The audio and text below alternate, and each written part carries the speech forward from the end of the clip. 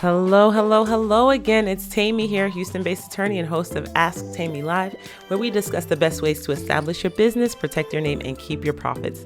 This is our very important video number 2 in our series all about how to make sure 2024 is a year where you are legally protected and enjoy peace of mind, right? So essentially, I'm trying to help you guys avoid getting sued, getting in trouble, and help you think about how you can scale.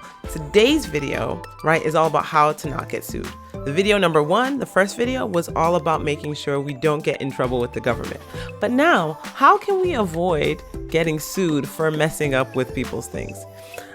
Where I wanted to start this conversation with really is how to protect your brand, how to make sure you're not getting sued in the age of AI. AI is the big thing, and there are huge legal implications for this. Now, really, this is a two-sided thing because it's not just about not getting sued. It's also about being vigilant with regards to what people are doing around you.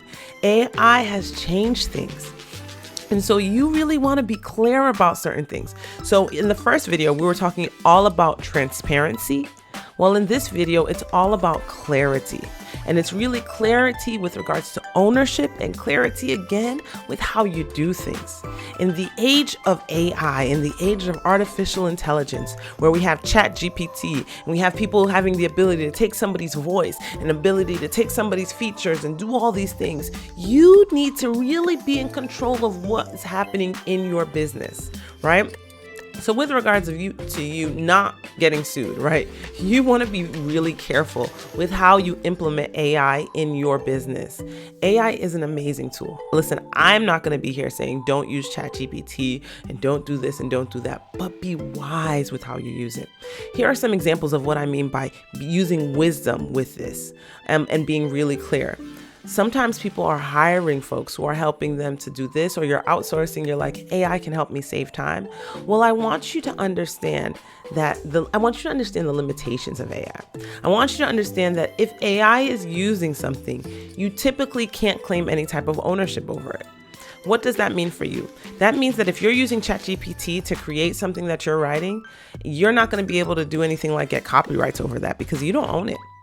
And in a more I don't want to say scary place, but in another area to think about this is when you're using AI to modify or use something that someone else has created, you're really stepping into dangerous territory. And that's where I'm going to, say, hey, you need to potentially pause the brake on whatever it is that you're doing. And it's not even potentially, it's like actually stop. Don't use AI to modify something that someone else created and then put it out there in the world. Because when you're doing that, you're really most likely infringing on someone else's copyright. Right now, there's a lot of stuff in AI and technology. It's developing faster than the law can really keep up. But there are some fundamentals in the law that are going to, in my opinion, and what I've been seeing from the few cases that have already been tried, are going to really go through whatever happens. And essentially, it's this idea of what people have their rights to protect.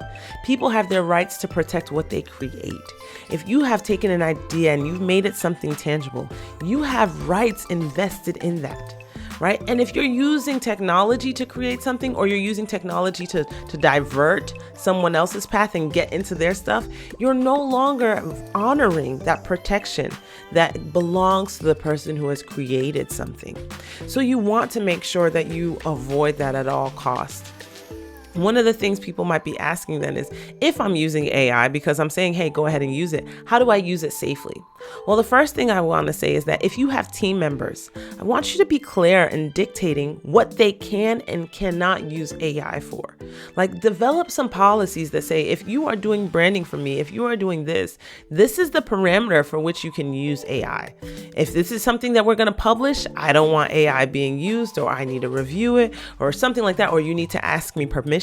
What is going to be your policy for the use of AI in your business, right? And that policy that you you determine should really keep in mind that if AI is being used to alter something that someone else has created or something that belongs to someone else, like their likelihood, how the person looks, right? If you have pictures that you have created or pictures that you see online and you have the bright idea of like changing that look so it looks like something else and you put it in there, you want to stop that. That's not a good look.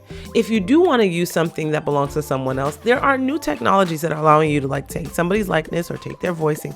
And there's nothing wrong with that if you have their permission.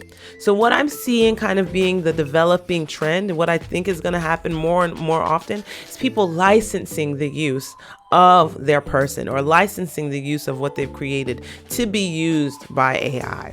Even with ChatGPT, I've been hearing some things and seeing some things in the water where they are starting to partner with the people who are creating content to say, we want to invest in making sure we protect you as well.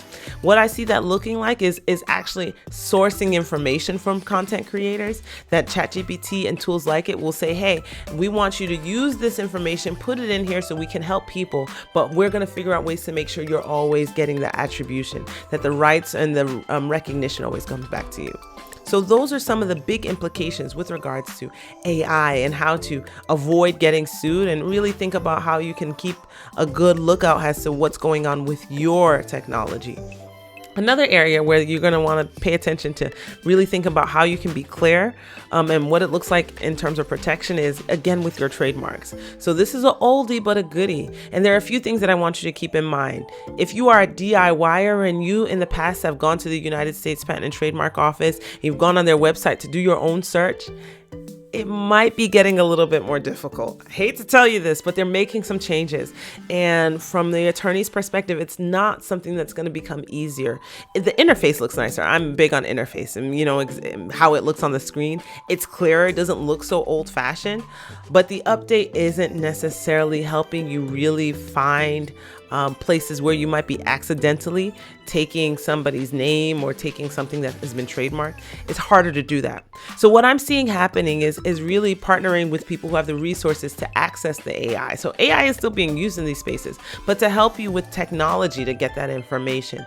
So you're going to want to see now, if you are still trying to do the DIY stuff, that you're looking at the resources online to kind of help you navigate this new website and navigate how they've organized it so that you're not setting yourself up for failure.